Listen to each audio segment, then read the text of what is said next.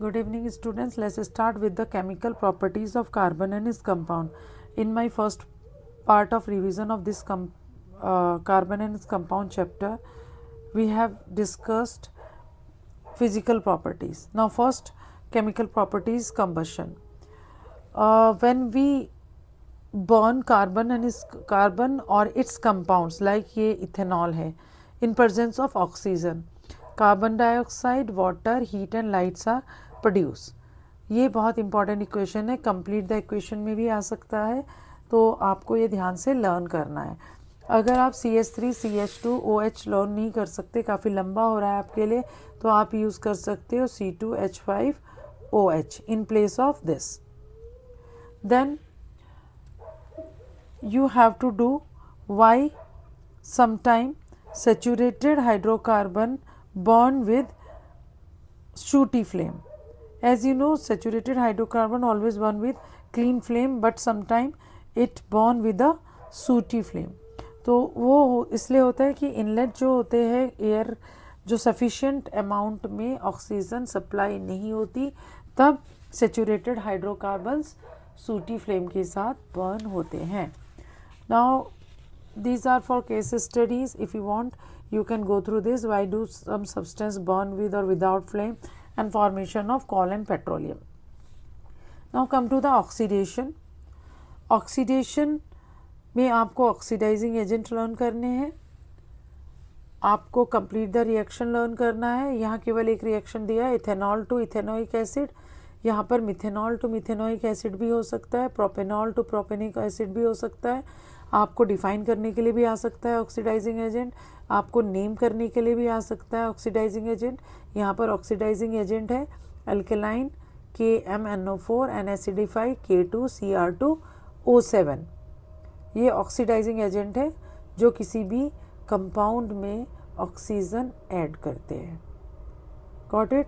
यहाँ बस एक एग्जाम्पल दिया हुआ है आपको इथेनॉल का, लेकिन मिथेनॉल प्रोपेनॉल को भी पूछा जा सकता है. Now come to addition reaction. Addition reaction is the characteristic property of unsaturated hydrocarbons. ये इक्वेशन बहुत इंपॉर्टेंट है, कंप्लीट द इक्वेशन में भी आ सकता है. इन प्लेस ऑफ आर आपको H भी मिल सकता है, CH2 भी हो सकता है, CH3 भी लिखा हुआ हो सकता है, C2H5 भी हो सकता है. ठीक है, तो ये कॉमन इक्वेशन दिया हुआ है, लेकिन आपको इसके प्लेस पर यहाँ ये मिल सकते हैं. तो आपको जब ये हो, यहाँ पर CH2 CH2 CH2 CH2 होगा, तो इन प्लेस ऑफ R यहाँ भी CH2 CH2 आ सकता है, और हाइड्रोजन आप ऐड कर रहे हैं तो वो यहाँ पर आएगा. This is known as addition reaction. और industrial use of this addition reaction is hydrogenation, that is conversion of vegetable oil into vegetable ghee in presence of nickel catalyst bypassing hydrogen gas through it.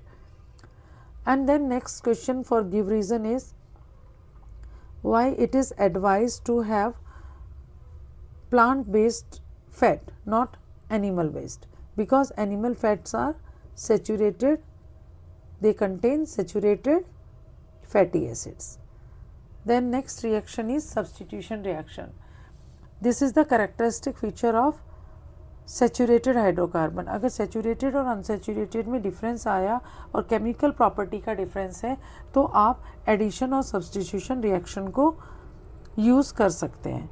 और जो दो compound आपके course में है वो है ethanol and ethanoic acid, जिसका dot structure भी आ सकता है. उसके यहाँ पर कुछ रिएक्शंस दिए हुए हैं, वो रिएक्शन आ सकते हैं.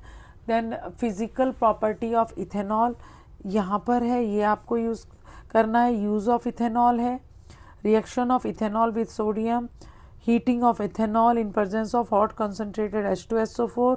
यहाँ पर H2SO4 का यूज़ पूछा जा सकता है, that is used as dehydrating agent.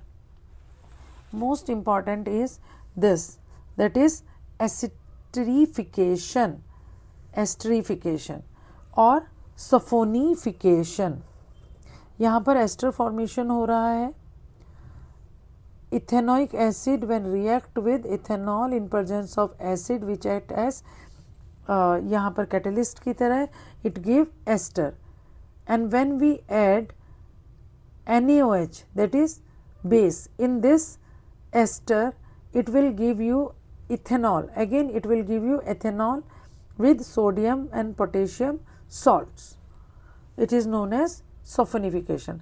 तो इन दोनों का डिफरेंस बिटवीन एन इक्वेशन आपको लर्न करना है. ये एस्टरिफिकेशन का इक्वेशन है. नेक्स्ट पेज पर आपका सल्फोनिफिकेशन का इक्वेशन है. देन 3 मार्कर क्वेश्चन में ये तीनों रिएक्शन एक साथ आ सकते हैं. That is reaction of ethanoic acid with base NaOH with carbonate, that is metal carbonate Na2CO3, metal hydrogen carbonate NaHCO3. Common जो इसमें प्रोडक्ट बनता है that is sodium acetate. Got it. CH3COONA. इसको हम क्या बोलते हैं? सोडियम एसीटेट या फिर सोडियम एथोनेट. Got it. बहुत इंपॉर्टेंट है ये तीनों. कंप्लीट द रिएक्शन में आ सकते हैं. 3 marker. Then last topic is soap and detergent. ये एक सेपरेट टॉपिक है और इसमें आपको ये 1 2 3 4 5 जो डायग्राम है, डायग्रामेटिकल रिप्रेजेंटेशन है क्लीनिंग ऑफ अ क्लॉथ. तो आपको ये भी लर्न करना है सेपरेटली, जिसमें हाइड्रोफोबिक और हाइड्रोफोबिक एंड है, फिलिक एंड है, और soap molecule that is micelle भी आपको लर्न करना है. सोप मॉलिक्यूल का structure micelle. Got it. And most important difference between soap and detergent. You have to learn this. And in the last, never miss the exercise of NCERT. All questions of NCERTs are very important. I hope you got the questions and type of questions that may come in your exam. All the best for your exam. Please comment in the comment box if you want me to teach you some other important topic, and also like and subscribe the channel. Thank you so much.